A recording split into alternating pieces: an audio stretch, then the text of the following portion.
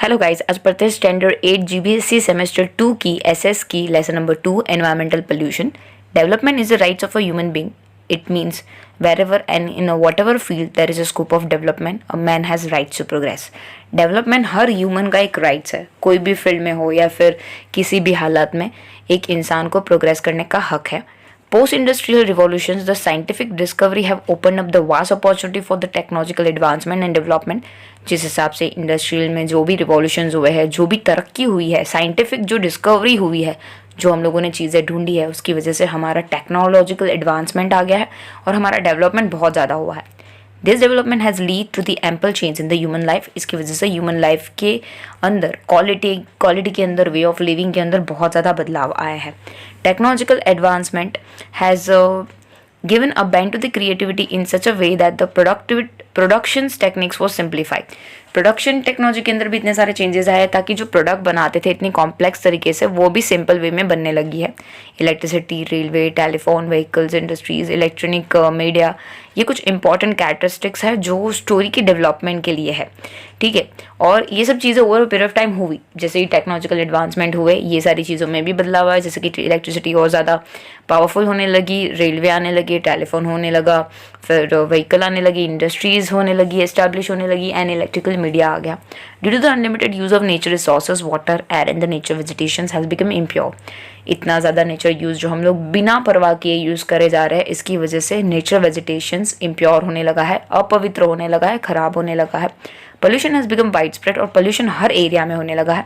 It is mandatory to make then effort to see and understand both. So that means ये बहुत ही important है कि development और pollution को दोनों वे में हम लोग दोनों को समझे सही ढंग से, in their own way. Today land, water, air, noise and space pollutions बढ़ने लगा है और इसकी ह्यूमन लाइफ और एनवायरनमेंट के ऊपर भारी इफेक्ट हो रही है. With the industrial come up, the large scale various kinds of pollutants affecting the environment has increased. Industry के अंदर नई नई टेक्नोलॉजी आ रही है, लेकिन देखने जाएंगे तो ये हमारे नेचर को डिस्टर्ब कर रही है, नेचर को बहुत ख़राब तरीके से अफेक्ट कर रही है. Among it water, air, land pollution बहुत ही मेन तरीके से अफेक्ट हो रहा है. All three are most important element to sustain life, और ये तीनों चीज़ें हमारी लाइफ की सस्टेनेबिलिटी के लिए, जीने के लिए बहुत इंपॉर्टेंट है. पहले देखेंगे वाटर पोल्यूशंस.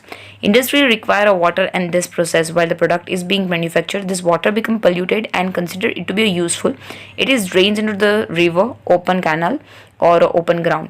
इंडस्ट्रीज के अंदर पानी बहुत ज़्यादा मात्रा में यूज़ किया जाता है और एक बारी पानी यूज़ हो जाने की वजह से वो गंदा हो जाता है, तो उसको ड्रेन किया जाता है रिवर के अंदर, जो ऑलरेडी पानी जो अच्छा होता है उसको ख़राब कर लेता है. This chemical oriented polluted water pollute the river water and the drain water, and due to the industrial development pollutes the nature water flow of the river. और ये जो गंदा पानी रिवर के अंदर जाता है, वो नेचुरल जो फ्लो होता है रिवर का, अच्छा, उसको भी खराब कर देता है.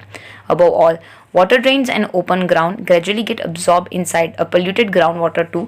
और नीचे का जो ग्राउंड वाटर होता है ना, उसको भी पोल्यूट कर लेता है. ये जो गंदा पानी है अच्छे पानी में मिक्स हो गया, वो पानी गंदा हो गया, उसके साथ साथ जो ग्राउंड वाटर है वो भी गंदा हो जाता है. अर्बनाइजेशन धीरे धीरे करके वाइड स्प्रेड बहुत ही आगे बढ़ रहा है. Water from the drain in the urban area is poured into the river, और जो वाटर है अर्बन एरिया का वो भी रिवर के अंदर खाली किया जा रहा है, पॉन्ड्स के अंदर पानी खाली किया जा रहा है. इसकी वजह से क्या वाटर पोल्यूशन का प्रॉब्लम्स और ज़्यादा बढ़ रहा है. To the rain water is also getting poured due to the industrialization, और जो रेन वाटर है वो पोल्यूट किया जा रहा है आजकल इंडस्ट्रियलाइजेशन की वजह से. The smoke from the industries, the foul smell etc. mix with the rain water and polluted. कभी कभी क्या होता है कि इंडस्ट्री का जो स्मोक होता है या फिर सारे केमिकल्स होते हैं जो हवा में मिक्सडअप होते हैं, बादलों के साथ मिक्सडअप हो जाते हैं, और जब रेन होता है तो वो नीचे आता है, एंड इस हिसाब से वो पानी भी पोल्यूटेड होता है, जिसको हम लोग एसिड रेन बोलते हैं. The used dirty water that come out from the industries and factory is left to the pour in the river. और ये जो भी गंदा पानी है जिसको नदी में जाने दिया जाता है, कैनल में जाने दिया जाता है, और कभी कभी तो ग्राउंड में भी चला जाता है. जो एक्वेटिक लाइफ है, फिश है, फिशरीज है, वो डाई हो जाती है, मर जाती है. Sea water get polluted due to the oil drilling, और कहीं पे सी के अंदर बड़े बड़े गड्ढे गिराए जाते हैं, जिसकी वजह से उसमें से ऑयल निकालना होता है. तो कुछ जो ऑयल होता है ना वो बाहर स्पिल हो जाता है, मतलब ऐसे निकालते टाइम वो बाहर गिर जाता है, तो उसकी वजह से भी सी वाटर पोल्यूशन भी होता है. Water pollution cause various disease, जैसे कि कॉलेरा.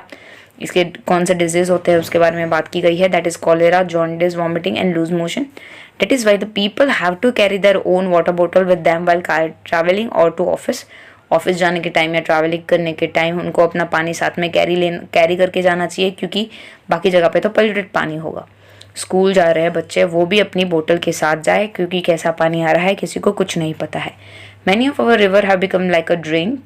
अगर देखने जाएंगे तो बहुत सारी रिवर ड्रेन में कन्वर्ट हो चुकी है, लेकिन क्योंकि ये सारा गंदा पानी रिवर में जाता है और रिवर ऑलरेडी ड्रेनेज जैसा ही हो गया है। This polluted river water is again use for the agriculture purpose also. और ऐसा जो वाटर है, जो पोल्यूटेड पानी है, वो एग्रीकल्चर में यूज़ किया जाता है और उसकी वजह से जो प्रोड्यूसर है, जो प्रोड्यूस है, फोल्डर है, वेजिटेबल्स है, वो भी पोल्यूटेड होते हैं एंड अडल्ट्रेटेड होते हैं, जिसके अंदर सारी चीज़ें मिलावट वाली यूज़ की जाती है, जो हमारे खाने के लिए भी देखने जाएंगे तो हम ही भुगत रहे हैं सब चीज़ें। पानी के अंदर भी हम ही डाल रहे हैं, क्रॉप के अंदर भी वही आ रहा है अडल्ट्रेट करके, और हम लोग वैसा खाना खा रहे हैं। तो हम लोग इतना ज़्यादा लंबा नहीं जिएंगे अगर हम लोग इसी हिसाब से चलते रहें। People from the every class of society, be he is a politicians, farmers, industrials, educated individuals, artist और workers, does not hesitate also to act against the welfare of the others. देखने जाएंगे तो सबके सब, पॉलिटिशियन हो या farmer हो, सबके सब ये सारे एक्ट को नकार कर अपनी ही दिशा में आगे बढ़ रहे हैं, किसी को कोई बड़ी ही नहीं है। But there are the solution for it. The water from the industry should be purified first and then it should be left in the drain to canal और द रिवर। इसके लिए एक सोल्यूशन है कि अगर इंडस्ट्रीज जो पानी नदी में डाल रही है, ड्रेन कर रही है, अगर उसको पहले साफ करके प्योरीफाई करके फिर पानी में डाले, एलिमिनेट करके ठंडा करके डाले, तो इसकी वजह से पानी के अंदर जो प्रॉब्लम हो रही है वो नहीं होगी, पोल्यूशंस कम होगा। Government should be proper control over the industries and the policy.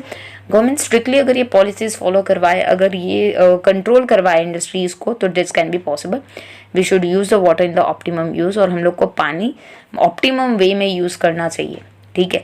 Water pollution देखेंगे, just like a water, air pollutions, just like a water, air pollution has created massive problem in the whole world. शायद यहाँ पे air pollution topic आएगा, उन्होंने शायद misprint कर दिया हुआ है। एयर पोल्यूशन भी बहुत ज़्यादा बढ़ रहा है। In every cities and most of the village certain kind of industries have develop. Her cities के अंदर अलग अलग टाइप की इंडस्ट्रीज एस्टैब्लिश हुई है। स्मोक गैस बहुत ही कॉमन हो गया है, इंडस्ट्रीज़ में से बाहर निकलना और एयर या फिर उसके आजू बाजू हवा के साथ मिक्सड होकर एयर पोल्यूशन क्रिएट करना। आपने कभी कभी, अगर आप इंडस्ट्रियल एरिया के पास रहते हो, तो आपने कभी ऐसा स्मोक, अजीब सी सुबह सुबह अजीब सी स्मेल महसूस की होगी, तो ये सारी इंडस्ट्रीज़ में से निकलती है, क्योंकि उनको अलाउ होता है स्मोक रिलीज़ करने का रात को ही। Today the use of the mineral oil has increase in abundant. आजकल जो ऑयल है, और फिर देखने जाएंगे तो यहाँ पे बोला हुआ है कि जो ऑयल है, मिनरल ऑयल, उसका यूज़ बहुत ज़्यादा बढ़ गया है। व्हीकल को रन करने के लिए पेट्रोल डीजल बहुत बढ़ गया है, उसकी वजह से हवा में नाइट्रियस ऑक्साइड, बेंजोपायरिन और कार्बन डाइऑक्साइड जैसे गैस रिलीज होता है, और ये हवा के साथ मिक्स होकर एयर को पोल्यूटेड कर देते हैं। There pollution in an air has also increase due to the deforestation. और हम लोग उससे भी उल्टा, हम लोग पेड़ काट रहे हैं, तो उसकी वजह से ये चीज़ें और ज़्यादा गहरी हो रही है। कम ट्री होने की वजह से, वेजिटेशन कम होने की वजह से, और डस्ट से मिक्स हवा होने की वजह से ग्लोबल वार्मिंग जैसी सिचुएशन आ जाती है। जो पॉइजनस गैस है CO3, ठीक है, वो बढ़ जाता है, क्योंकि ट्रीज तो होंगे नहीं। सो ये बर्निंग प्रॉब्लम्स की वजह से ग्लोबल वार्मिंग हो जाएगा।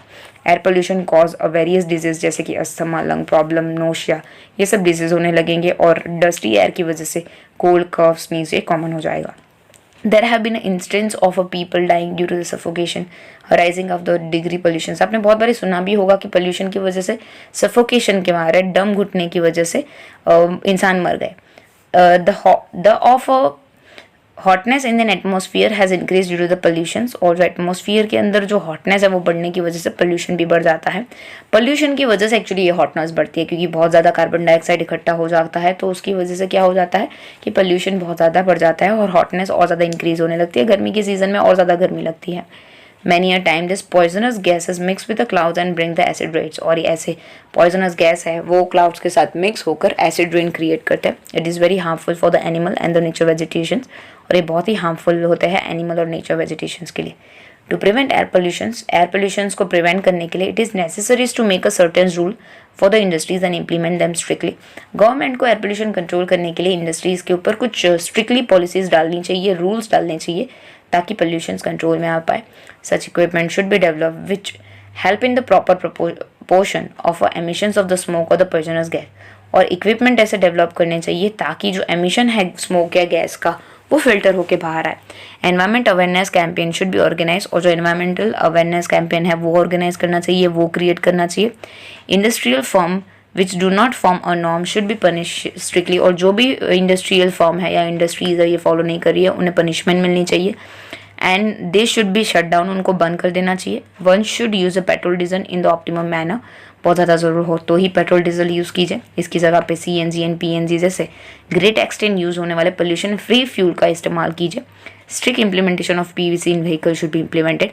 PVC आपको करवाना पड़ेगा. दैट मीन्स जो पॉल्यूशन है वो कितना हो रहा है एक व्हीकल में से, वो एक जांचने का एक मशीन होता है जो आपके मशीन के अंदर क्या लेवल है पोल्यूशंस क्रिएट करने का वो बता देता है. अगर बहुत ज़्यादा पोल्यूट कर रहा है तो आप फिर अपनी व्हीकल चेंज कर सकते हो. आगे की पढ़ाई पार्ट 2 में करेंगे. Thank you so much.